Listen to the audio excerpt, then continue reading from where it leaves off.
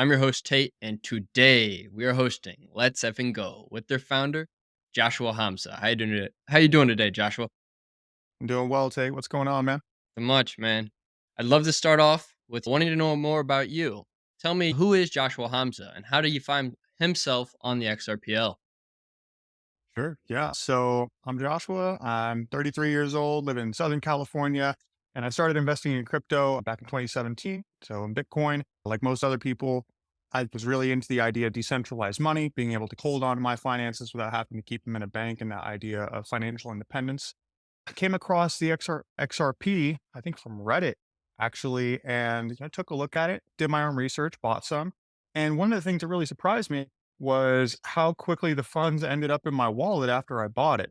So that got me hooked after dealing with Bitcoin and waiting. Am I going to get my money? I don't Yeah, know. Did I just lose it all? def- Yeah, that really got me diving deeper into the ledger itself and taking a look at all the trust lines and the projects. And yeah, man, just fell in love. I'm a huge supporter and cheerleader for all the ledger projects. I think it's a fantastic place to be. feel like when most people find out about the XRPL, they just dive in, and once they fall into that rabbit hole, it's never going back at that point. You just suck yourself in, and then you're in for the long run, but it's a great long one, that's for sure. I'd love to dabble into Let's Effing Go more. So, what inspired the creation of that by chance? Sure. Let's Up and Go was inspired. Honestly, my wife asked me to take a look into NFTs. So she was in the hospital at the time, pregnant, and we wanted to be able to support our son, do like homeschooling. And we knew that was going to require some extra income. And so NFTs seemed like something that was really technical, but also artistic, two things that I'm that kind of person. But what I noticed about NFTs was what it seemed to me from my cursory view was that you could buy it, you could hold it, you could lose money on it, you could sell it. But there wasn't really a whole lot at the time that I saw else that you could do with an NFT.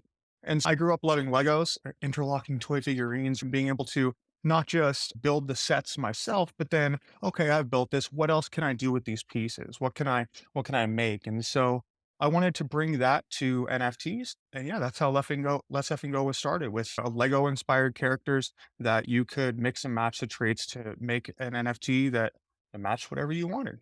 Nice. That's transitioning into my next question. I was just curious, how'd you come up with the name? I figured it was inspired somewhat by Lego, but I just wanted to clarify.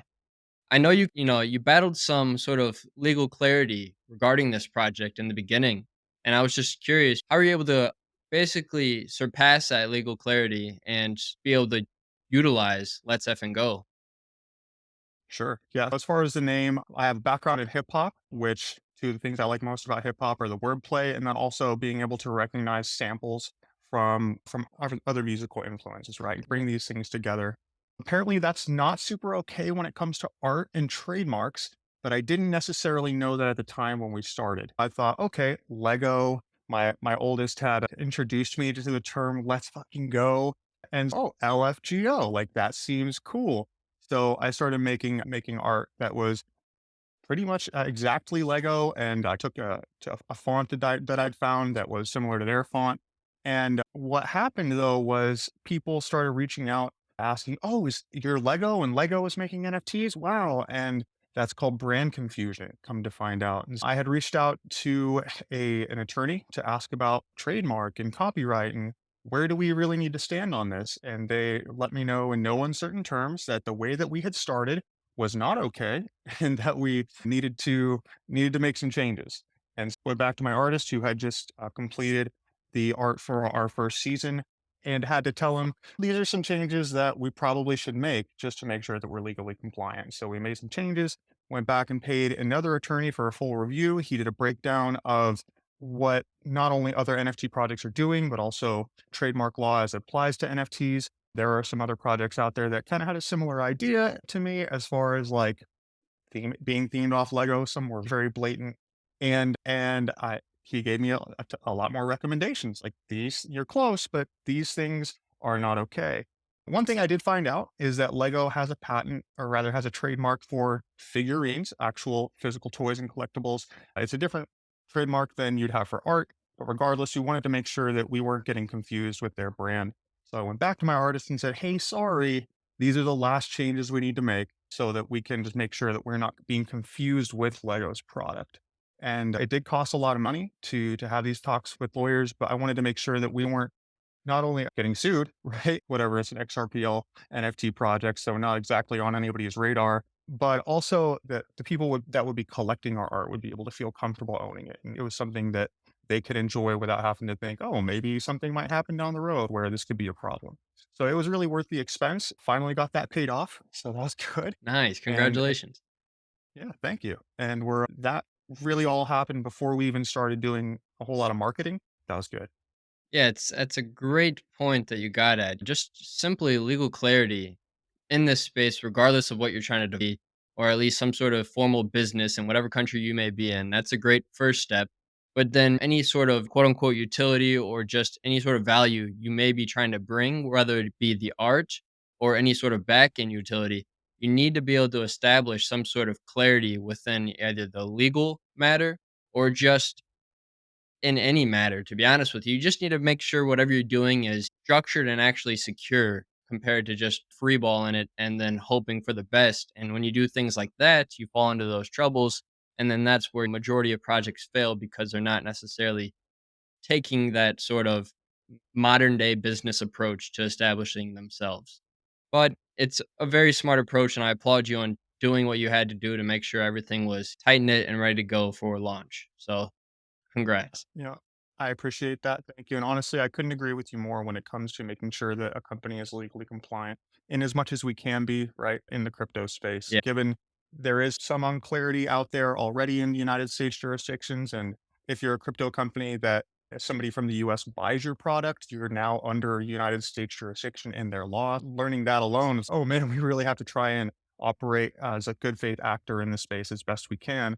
I don't have hundreds of thousands of dollars to spend on lawyers. So I did my own research. I tried to identify, okay, where's the most stringent jurisdiction and let's fall under that. And we've thankfully gotten some clarity in other jurisdictions. But one of the things that I think the XRP army has going for it is anybody that's been tracking the Ripple case has gotten the opportunity to become like an armchair lawyer, learned a lot about securities law in this process. And so one of the things that I've always stressed to my team, I've stressed to the market, like anybody who's potentially going to collect our product is this is not an investment. It's just art. Yes, we have plans for things you can do with the art, but most people lose money on NFTs. Like you're purchasing a product from us, we can't guarantee that you'll gain or lose money from it. And I had to stress that from the beginning. I've made it a rule like no rocket emojis, no to the moon, none of that, because we can't put ourselves in that position. And honestly, we couldn't guarantee a financial profit anyway. I see that as like a marketing technique that projects I think try to engage in. Maybe they're uncertain of their product or they just want to make money. I don't know, try and give them the benefit of the doubt. But for us, maybe it's bad marketing as far as the crypto space is concerned, but I'd rather have the right kind of people be interested in our product rather than just when moon dev make price go up, that kind of thing. It's not really the kind of people that we want. So I'd rather be under the radar if it means being safe than being in your face and yeah. totally blatantly illegal. Yeah, that's another great point that you say. You want the strong supporters. You don't want the people who are there just to make the bag. That's a big differential in this space. People who are just trying to pump their bags, make the most amount of money possible. And then you see the people who are actually trying to support the communities that are actually trying to change the space and make it something better than what it's perceived to be. And so I'd love to dive more into the Let's Effing Go NFT project. What makes this so unique? What are some of the unique features by chance? Sure. I guess some unique features would be honestly the caliber of the artists that we hired is fantastic. I say hired, he's an XRPL community member. He did the art for Greyhound. He's got a couple other projects that he's working on. So What's not his just some name? Fiverr artists. Groin. And so we met just in the Greyhound server. He wasn't a part of their team at the time. He had made some cool memes for them, getting a kick out of it. And when it came time for me to start my own project, I thought of him, reach out, hey, do you want to be a part of this? This is my vision. And so one of the things that the biggest part of the vision, like I said, is having interchangeable traits that you can swap. Um, it would be the first on the XRP ledger to do that. And not in the first in NFTs by any means. Yeah. It's been done on other chains and done very well. Some of our friends that have come over recently from Algo have pointed me to different projects that have done a great job of that. Um, but one of the things that I found, and I hadn't heard about Algo at the time, by the way, it's a couple of years ago, but that I was thinking about Ethereum and how there were things you just couldn't do with NFTs. on Ethereum. And the XRP ledger made a whole lot more possible with the cheap fees and the quick settlement times. You can make a change to your NFT and have it be saved back to the blockchain rapidly.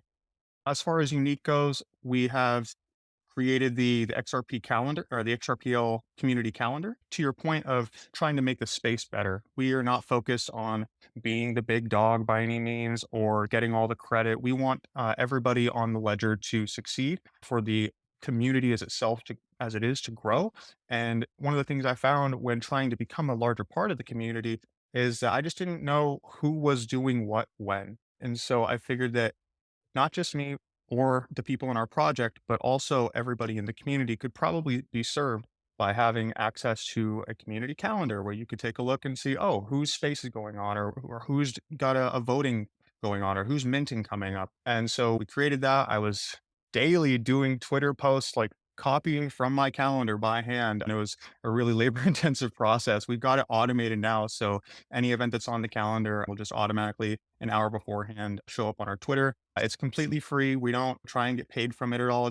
Our payment is the goodwill of the community, right? We're doing something that we can give back to our community, people that we've met along the way that have supported us, that we now want to support, and also people who are just new and showing up and need to have some support so that they can grow their community and their audience. It's not like we have the most amount of followers by any means, but we do want to make sure that the people that are a part of what we're doing and are following us can also be a part of other things that they might be interested in. So that community centric focus has always been important to us, and that goes hand in hand with our trait swapper. We don't want it to be just something that we have and nobody else has. Ultimately, that's a software product that we're developing that we can release as a service to other projects that may want to add additional, I hate to say utility, but it's something you can use your It's NFT unique. with or for, and other projects might be interested in using that either for their existing collection or for a new collection in the future. And again, with that community centric focus, we're going to release that software as a service product, as well as some additional things that we're working on to the community. Nice. I really like a lot of that, and I think it's really cool how you're able to find your NFT artist through another project, and I really think that's a really big point of interest for a lot of artists that are quality. If they're able to provide quality art for one collection, that's gonna spike somebody's interest to the point where maybe they're down the road wanting to develop their own NFT project, and they're gonna look who to go to. They're gonna look at the other artist in the space already developing out quality projects, and then maybe reach out to them. I think networking is a big factor in that, and I think it was just a smart approach by yourself just to make that outreach and see how it hit, and it hit well. I'd love to know about this NFT swapper a little more. How are you able to develop it on the XRPL, and what inspired the creation of that specifically? I guess it's probably because it wasn't a thing yet on the XRPL was probably the main inspiration or one of the inspirations, I'd say. Yeah. So as far as the inspiration, there weren't NFTs on the XRPL at all Yeah, when that's a we great first point. started, but we I had this idea that you could do more with art, right? So there's this idea if I buy a painting and I hang it on my wall, I expect it never to change. But True. NFTs are digital art. And so living in the digital age, we can do more than just, okay, I own 50 different pieces of art that's all I get. Maybe somebody will want to buy them for something more. Let's see what else we can do. There are people who are making games with their NFTs, and that's fantastic. But for us, like I said, it comes back to Lego and just being able to create stories with my characters, little narratives or whatever. Or the example I always give is let's say that in the collection there are no characters that have a red shirt and a blue hat, right? And the red shirt and the blue hat is your vibe. That's what you're known for. That's your brand or whatever it is. But this is a project that you really vibe with. Unfortunately, they don't have one that matches those two things together that could represent you well.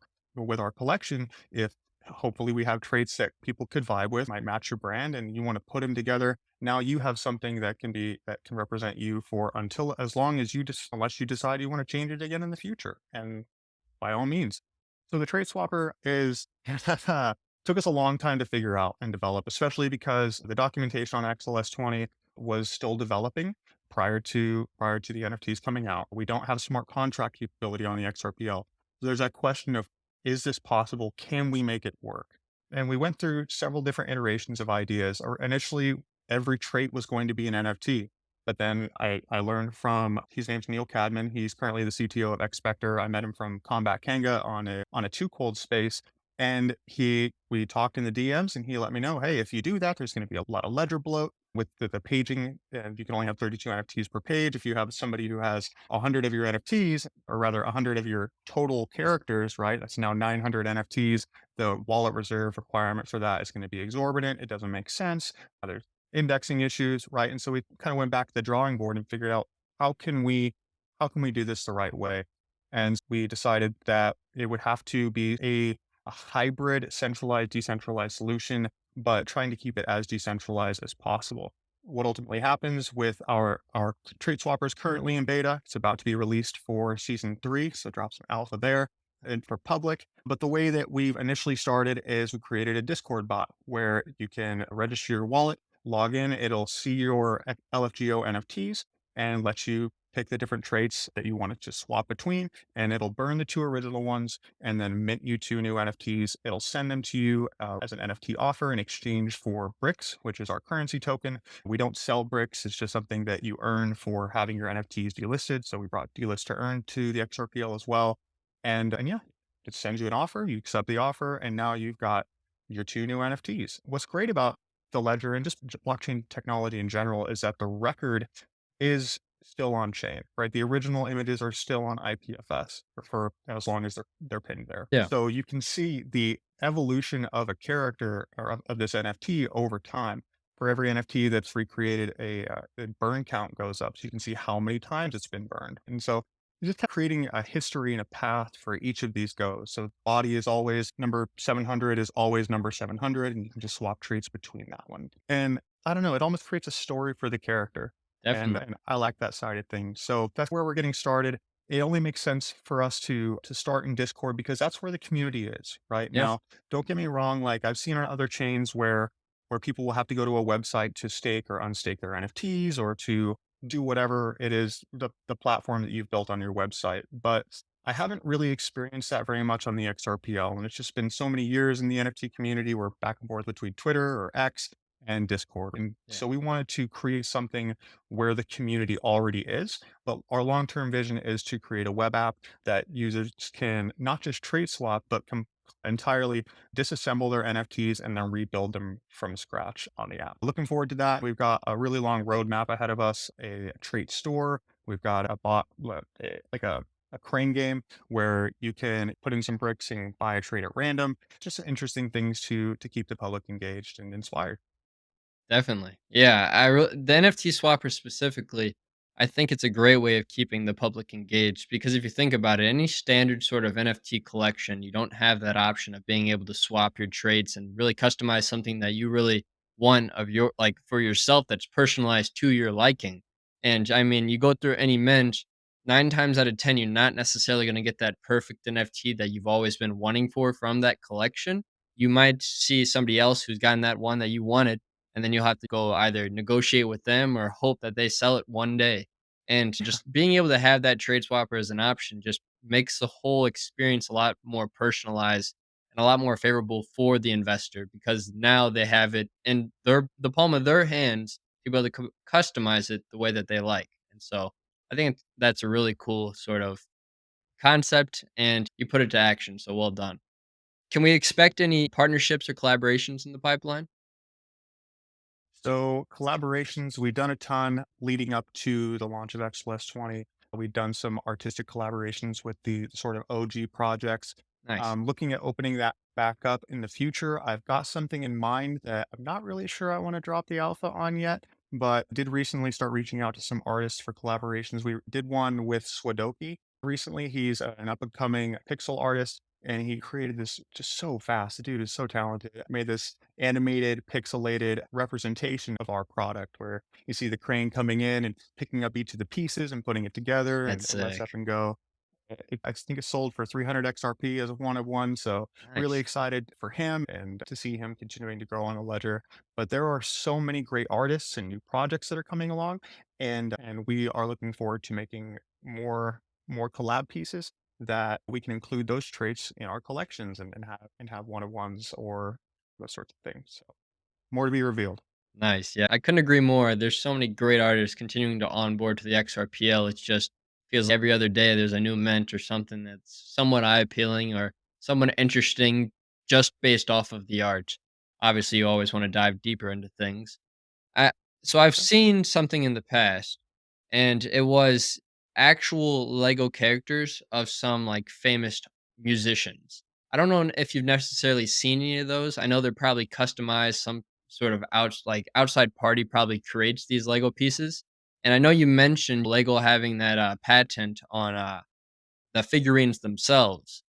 So I'm curious to know, have you ever considered possibly turning Let's Effing Goes into actual figurines, or is that patent that Lego has, does that restrict you from doing something like that? Yes, I have considered it, and I have an idea in mind, but honestly, it would probably mm, mm, just because of my concern about being too closely associated with Lego in particular. I do have a design in mind that the pieces would be detachable in a different method from Lego's standard. And then I think I personally like the size of, I'm not sure if you've seen the Pudgy Penguins and what they put out recently, quite a bit bigger than a Lego. Oh, yeah. And then what was the other one that I really liked? The Cause collectibles, those pieces. So Oh, so something more or along less those. that size, I'd say, Yeah, roughly. so thinking about something like that, but honestly, and I don't know, that's not on the official roadmap. Yeah, It's a dream. I'd love to be able to do that, but manufacturing physical goods, especially in today's market, is not an easy task. pricey. I do not envy anybody that does it. I did want to actually, on that note, though, go back to your last question and make sure I shout out to XRPL Merch and to the TI project, both of whom we are partnered with and have merch with them in their respective stores. You know, those guys absolutely kill it. They make the merch either by hand or to order, and I cannot give them enough credit for being easy to work with and creating merch for projects like us who can't really get into the physical goods side of things. So, Yeah, shout out to them. That's definitely great to hear. It's always nice to have those extra partnerships along the line for additional things like merchandise and other various goods that you want to be able to provide back to the community and either a thank you or just have that as an option for them to go out and buy on their own. I think potentially you never necessarily would have to sell the small figurines, but maybe if you were able to find a way around it where you're able to give the most honest and truest supporters maybe their own custom 101 figurine, I think that could possibly be something cool. Because Lego, I guarantee, probably wouldn't care about something like that because you're not selling it or anything. You're just giving it away as like a custom piece. It's like any sort of art. it's true. Yeah, Yeah. and like you said, there are a couple of companies, one of whom was part of my inspiration of this idea of creating custom Legos that you can send them pictures and have your own face put on a Lego kind of Oh, thing. that's fun. There's software that's free out there where you can actually like mold and sculpt 3D renderings to be printed into Lego pieces, right? So it's entirely doable. It's just we've already got enough on our plate as it Yeah. is. And to be honest, like we don't have a whole lot of runway. This is all out of pocket so far. We've given away our tokens, and so it's all gotta be upfront coming from me. Hopefully, we'll be able to generate some revenue here in the future with our software products, and yeah, see what we can do on the horizon. Yeah, you're the boss man, that's for sure. You're overseeing a team of over 10 members right now, and that's my next question, to be honest with you. What does it take to be able to do something like to be able to just it takes a lot of responsibility in my eyes to be able to oversee a team and make sure the team's moving at the right pace and on the right track to succeed for the overall objective. But what does it take in your eyes to be able to oversee a team of over 10 team members? To be entirely honest, it takes more than I have, Yeah, and I've been blessed to be able to work with some really talented, really graceful people who are motivated for just for the love of the project. It takes communication, it takes dedication, following up, all skills that I have been getting much better at that I barely had, if at all, when I started. And it's all a learning process, right? Managing people, keeping them on track, and doing so in a way that is kind and not cringy. When true. there are differences of opinion, making sure that I'm hearing people out. Oh man, I got in my feels quite a bit coming up against conflict in the beginning, and I've had some really fantastic input and had to learn, like, sometimes there's that feeling where you don't wanna listen, but now I know I need to. Yeah, And that's been crucial. Taking things with humility and honestly valuing and asking for input because we can only ever see our side of the coin, of perspective. everybody has all their experience behind them, and it's all valuable and all worthwhile. Yeah, communication, especially in an entirely online community where we're separated by time zones and Yeah, all those things. Oh my gosh, the New hassle. Zealand, Canada, yeah, the whole thing, right? India, and but it's not impossible. It can be done, and being able to just continue to reach out. And one of the things that I think is most crucial, not only in my own life, but also to keep in mind for the team, and then to make sure that the community is very well aware, is that for us, we all have day jobs, we all have families, right? And these things are more important than our Web3 experience. Right now, Yeah. we're currently volunteers. And if somebody has a medical issue or they've got a family issue that comes up, bro, take all the time you need, right? Let me know how I can support you, praying for you. And if there's anything that I now have to fill in, then that's my job. Or to delegate to somebody else to fill in, that's my job, right? That's where I come in.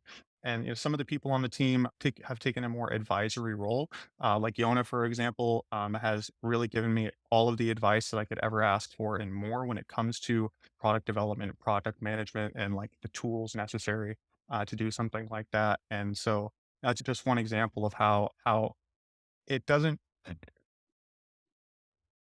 We can all bring what we have to the table, and it's all valuable as long as we're able to show up with what we have and make and do our best with it, and inspire the best in others with that. Communication's key in my eyes, and you said it very well there as well. And I think just clearly communicating what you have to say and being honest. Honesty is a lot in this space. And if you can't be honest, you're not necessarily going to get anywhere in this space because I feel as if the genuine people who are trying to build something honestly in this space and like trying to grow a natural audience rather than trying to be superficial, buy followers, do all the things that are completely wrong and out of pocket, it might take a little longer, but it's sure as hell worth it in my eyes. And just being able to establish a strong community of maybe 5 to 10 supporters who you can onboard to the team, make specific roles and opportunities for them because they might not necessarily look at it like this right now, but you could throw that on a resume that you've worked as a community moderator, community manager for these projects. And then that could help grow your Web3 resume into something else that might land you a job at somewhere else. It's just about thinking bigger on these things. And as somebody who is a project founder, it seems as if you do as well. I'd love to close things off, Joshua, by just forward thinking. Where do you see the Let's F and Go project in the future? And if you have any other closing thoughts, feel free to mention them. Sure. So let's say if we can go in the future. To your point, it's a long-term vision, right? We're not a flash in the pan. We're not a one of those no roadmap, right? No white paper projects. I'm trying to turn this into a business that I Yeah. can run from my home to support my family. And so that long-term vision, like I had mentioned, includes several software products, software as a service products, right? Continual release of art, which by the way is something that even after we've minted out all of our tokens and all of our NFTs in the collection, we'll still now be able to sell additional traits, right, to generate revenue for the business. And so just keeping in mind like that while we all are currently volunteering our time, the goal in the long run is to make sure that we put in the work first so that we can reap the rewards later. And that's what we've got. As far as, moving forward, um season 3 will be released on October 20th on XRP Cafe. So we're gonna drop a new collection of NFTs there. Looking at pushing season 4 till next year to give our team members a break. We've done a really big year so far, and want to make sure that everybody is able to catch up on the other projects they're working on. Enjoy the And holidays hope too. Yes, absolutely. Hoping to close out the remainder of our NFTs minting in 2024, get our software products moving forward as far as the web UI. I'd really like to be able to see us in an X app potentially once our software has other supporting other projects. Fingers crossed. We'd Yeah, say if you're nice. listening. And yeah, just continuing to find ways to engage with our audience, engage with the community, and find things that we can do to make this project something that we can all look back on and be proud of. I I think that it's important though to ask myself and for NFT founders to ask themselves, is there an end date on an NFT project, right? Is this supposed to be in perpetuity on an NFT project, right? Is this supposed to be in perpetuity, or is it a rug if somebody completes all of their roadmap and then closes the company down? I don't know, but I think it's worth discussing. At this point, I don't have an end date in mind. I'm in this for the long Yeah, haul and looking let's forward to effing see what go. we can That make. was an So incredible till then, the end date. I think that's incredible what you said about the end date because it should be non-existent if you see a foreseeable future with your project. It might be one thing if something bumps up in the road about a medical emergency or something that forces you to step away from the project. But if you truly believe in this space, there should be no reason ever to have that. There's so many different situations. But Joshua, I appreciate you for your time. I totally didn't realize you had a Zerpcraft t-shirt on. Love that. Rest in peace then. Thank you once again. And ladies and gentlemen, this has been the Alt Kings podcast, and we will see you all next episode. Peace.